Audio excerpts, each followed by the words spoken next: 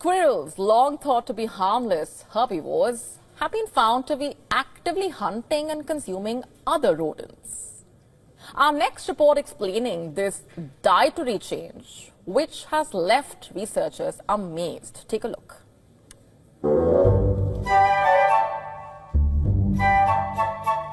Fluffy tails, acrobatic leaps, and a liking for nuts. Squirrels are the embodiment of woodland charm. Beneath their fluffy tails and innocent facades, squirrels hide a shocking secret. These adorable, nut-hoarding furballs are turning into carnivores. This startling behavior, documented in a groundbreaking study in the Journal of Ethology, marks the first evidence of widespread carnivory among these rodents. Researchers recorded 74 interactions between ground squirrels and voles, with 42% involving deliberate predation. Though over 30 species of squirrels are known to consume small amounts of meat, ranging from fish to birds, this behavior was previously thought to involve scavenging. The study confirms that hunting is a deliberate, adaptive behavior. This shift raises critical questions about what drives these squirrels to hunt. Some scientists suggest it could be tied to human-induced environmental changes, much like raccoons, coyotes, and hyenas that have adapted their diets and behaviors due to habitat disruption. Researchers are now investigating whether this predatory behavior is learned or instinctual. Do parent squirrels pass the skill down to their offsprings? Could this dietary shift alter the delicate balance of ecosystems? Bureau Report Beyond, World is One. On to some news from Russia now. This story is about what's being called a major medical breakthrough. According to reports, Russia has developed a cancer vaccine. You heard that right. And what's more, Russia plans a rollout as soon as early 2025.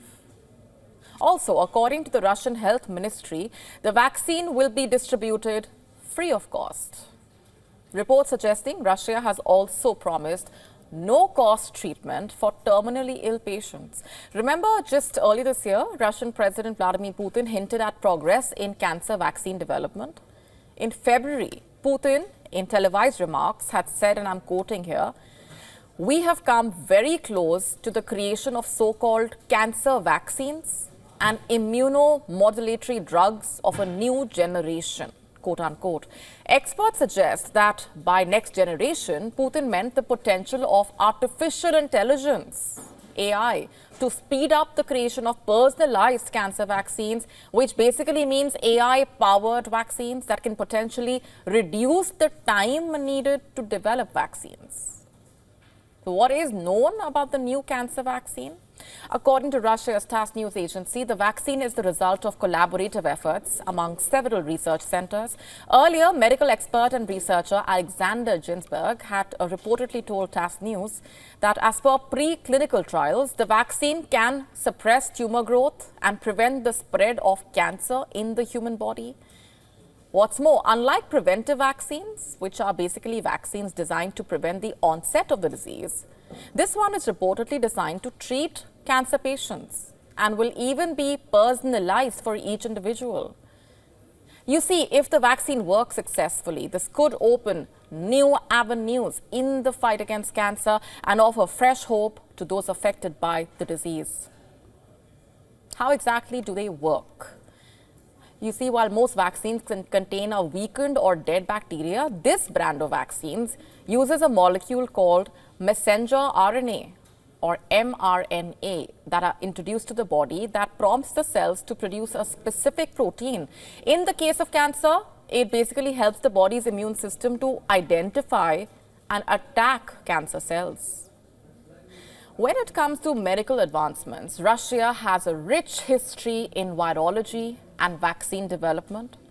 In the 1950s, Soviet collaborators were essential to the initial production and testing of oral polio vaccine. Reportedly, when it comes to the new cancer vaccine, some scientists don't seem to be fully convinced. Speaking to American weekly magazine Newsweek, Professor Kingston Mills, a prominent immunologist at Trinity College Dublin, Ireland, has reportedly said that unless data from a clinical trial emerges and is made public, there may be reasons to raise doubts. Scientists have also questioned what kind of cancer does this vaccine exactly treat, or if this vaccine is meant to cover all kinds of cancer. What's more, according to reports, experts have raised suspicion about the free distribution of these vaccines and the feasibility of scaling production to meet demands without compromising on the quality. Concerns have also been raised regarding the vaccine's approval and regulations, or that if it meets internationally recognized standards. So will the new vaccine prove to be a breakthrough? We will have to wait and watch. Ce que vous racontez, non mais moi je vous ai écouté déjà à la radio, je vous ai écouté vous faire interpeller, les réponses que vous donnez, ils sont hors plaque. Non mais c'est réalité. Moi je viens de Ouangani, l'eau n'y est pas, il n'y a aucun service qui est là. Non mais c'est normal, au bout de 6 jours. Après 6 jours c'est normal. Vous trouvez que c'est normal ça? On ne sait même pas à combien. Non monsieur, non mais attendez. Oui, non mais vous n'êtes pas là-bas. Non. Non, mais c'est une réalité. Vous voulez dites alors. Parce que nous, ce qu'on vit sur le territoire, sur le terrain, c'est parce que vous racontez dans les médias. Non, mais aussi, vous avez dit que les secours sont arrivés, l'eau va être arrivée, tout le monde. Non, c'est pas la réalité. Mais c'est ce que vous avez dit à la télé. Et c'est ce que vous dites. Dites alors. Oui, dites.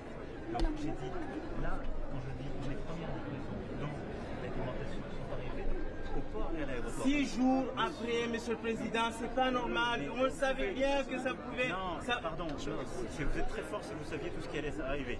Il y avait eu des alertes qui ont été données par le préfet, vous savez. Monsieur, laissez-moi vous répondre. Mais ça, c'est. On les bidonvilles, ensemble. Le bidonville, on savait que ça allait être une catastrophe. Mais c'est pour ça qu'on veut les enlever, les bidonvilles. Oui, mais 6 jours après, vous n'êtes même pas arrivé à Ouangani. Mais monsieur, qu'est-ce qu'on a fait pour arriver à Ouangani? On a déblayé. On a envoyé des forces militaires et déblayé.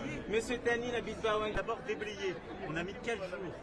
On a déblayé. On a envoyé des militaires de la sécurité civile pour déblayer. Ensuite, on a planifié pour que là, ça arrive par la route. Ensuite, on a planifié. Quand je vous dis l'eau, laissez-moi. Non, mais je vous dis que vous planifiez, mais pas sinon, si vous voulez crier pour faire la caméra, non, c'est pas pour la caméra. Non, c'est pas pour crier. Si ça vous intéresse d'avoir ma réponse, je vous la donne. Mais si ça vous intéresse pas, je continue à aller saluer les gens. Je vous dis, votre réponse est hors place parce que les secours ne sont pas arrivés. Right, breaking news coming in from the capital of Indian state of Rajasthan, Jaipur. At least 5 persons killed, 37 injured in a massive fire that broke out following a truck collision outside a petrol pump in Jaipur. This incident, it took place at around 5:30 a.m. IST on Jaipur-Ajmer. Preliminary information suggests that the truck hit the other vehicles. It was loaded with CNG. So this is the latest that we're getting at the moment. And this news is coming in from Jaipur. At least 5 persons killed, 37 injured in a massive fire that broke out following a collision outside a petrol pump in Jaipur. En route to Jaipur-Ajmer, that's the location. For more on this, our correspondent Dharamjot Kaur is now joining us on the phone line. Dharamjot, thank you so much for joining us. What can you tell us, Dharamjot? Well, Haim, as you rightly mentioned, the accident took place in the wee hours of morning. The exact location was in the Bankrota area. It comes on the Jaipur-Ajmer highway. That is the site of the accident. Reportedly, the truck that collided with other vehicles was a carrier of some sort of fuel, some chemical, and it was on its way when the collision took place, which has resulted in the scale of injuries that are being reported. As you rightly mentioned, at least 5 people have been killed in this unfortunate tragedy. Almost 40 people are injured. More injured and wounded people are being brought to the nearby hospitals even as we speak right now, Haim. So the scale of the tragedy is definitely a large one. The wounded have different levels of burns and injuries due to the chemical that was loaded in the truck. Now, it remains unclear at this point if the accident took place due to visibility issues or there was some fault on part of the truck driver. So very initial early investigations, we still don't have clarity on how the entire thing unfolded. The highway has been, and the vehicles and the area, they have been set ablaze because of the accident. So firefighters are still trying to control the situation here. Absolutely, Dharamjot. Of course, you're right. Information is still just trickling in. We are getting visuals of gutted vehicles here. Of course, the exact number of vehicles involved in the mishap also remains unclear as of now. But thank you so much for bringing us the latest on this for now, Dharamjot. We'll, of course, continue to track all the developments on this closely with you.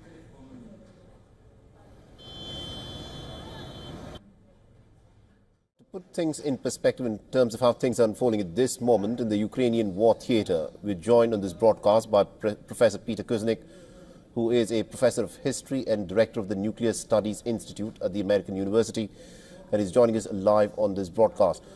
Now, Professor Kuznick, the fact that this attack that was carried out by Russians is reportedly as a revenge for the Ukrainians using Western missiles to strike at a Russian chemical plant earlier in the week.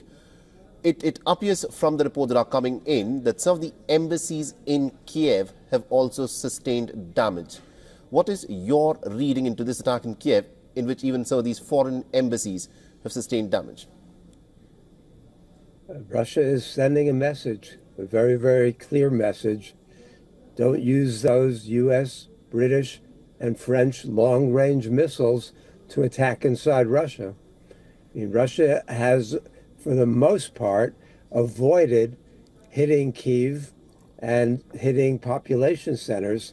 They've been trying to target the infrastructure, the energy infrastructure, and strategic targets, military targets. But they are very, very capable, as we know. Those of us who have studied strategic bombing in World War II, or what the U.S. did in Vietnam, or in Iraq, or Afghanistan, know how devastating attacks on urban populations can be. And so far, the Russians have, with some exceptions, downplayed that, but they are very, very serious about these long-range missiles that are being used. And the other thing we know is that they lowered their nuclear doctrine recently to say that countries that are complicit with Ukraine, nuclear powers complicit with Ukraine in using these Attack-Ms and Storm Shadow and Scalp missiles inside Russia are also potential targets. Right. So this just gets more and more dangerous every day that this war continues. Now, yesterday when Vladimir Putin in fact addressed the nation, he said that politics is the art of compromise. He's willing for talks without any preconditions.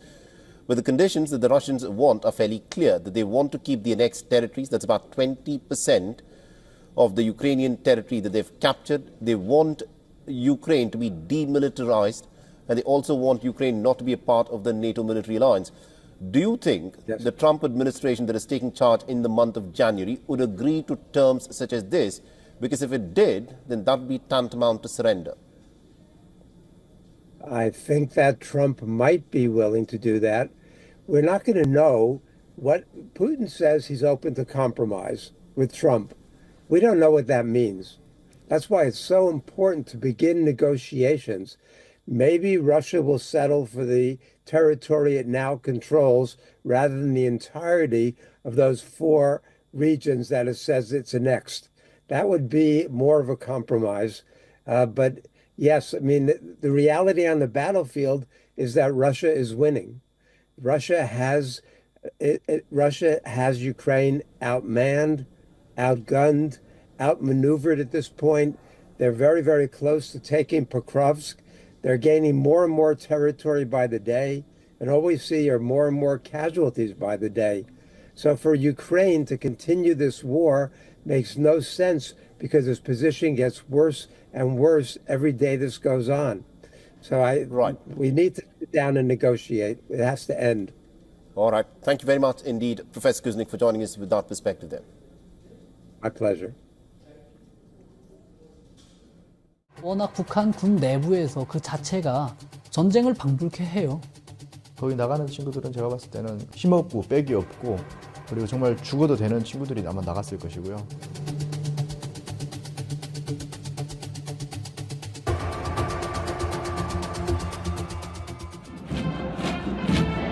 북한은 전체 한 10년 정도 하니까요. 1년, 2년 사이에 영양실조를 거쳐서 가죠. 제가 군에 나갈 때 몸무게가 60kg 조금 넘었었는데 한 달 만에 이제 몸무게를 체크를 해봤는데 50kg로 줄어 있더라고요.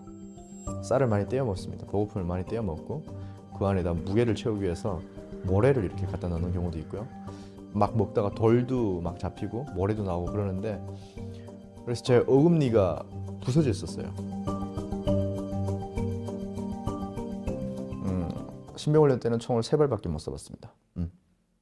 군대에서 훈련보다도 농사를 많이 해요. 농사나 건설.